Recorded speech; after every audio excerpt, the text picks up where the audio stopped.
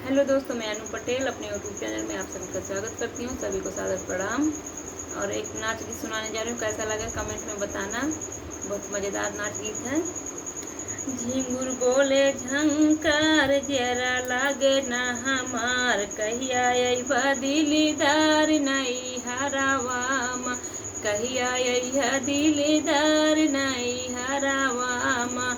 झिंगुर बोले झंकार जरा लागे ना हमार, कहिया अइहा दिलदार नहीं हरावामा, नहीं हरावामा हो नहीं हरावामा, कहिया अइहा दिलदार नहीं हरावामा, कहिया अइहा दिलदार नहीं हरावामा। पापा लाए पटना साड़ी, मम्मी कई दीन तैयारी, अरे कहिया अइहा दिलदार नहीं हरावामा।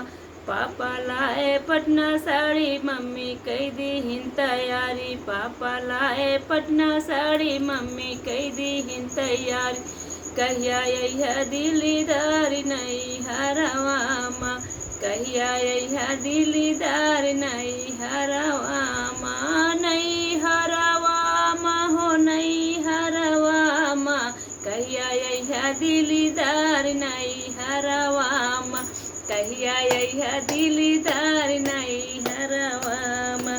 झिंगुर बोले झंकार जरा लागे ना हमार, झिंगुर बोले झंकार जरा लागे ना हमार, कहिया अइहा दिलदार नहीं हरावामा, कहिया अइहा दिलदार नहीं हरावामा।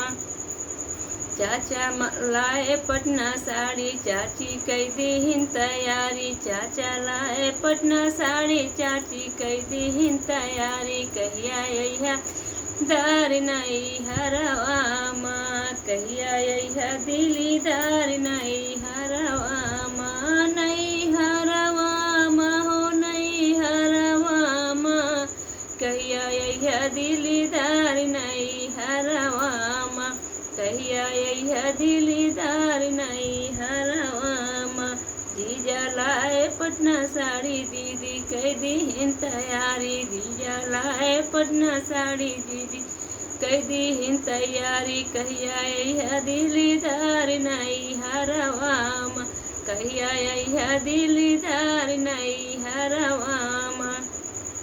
झिंगुर बोले झंकार, झिंगुर बोले झंकार जरा लागे ना हमार, कहिया अइहा दिलदार नहीं हरावामा, नहीं हरावामा हो नहीं हरावामा हो नहीं हरावामा, कहिया अइहा दिलदार नहीं हरावामा, कहिया अइहा दिलदार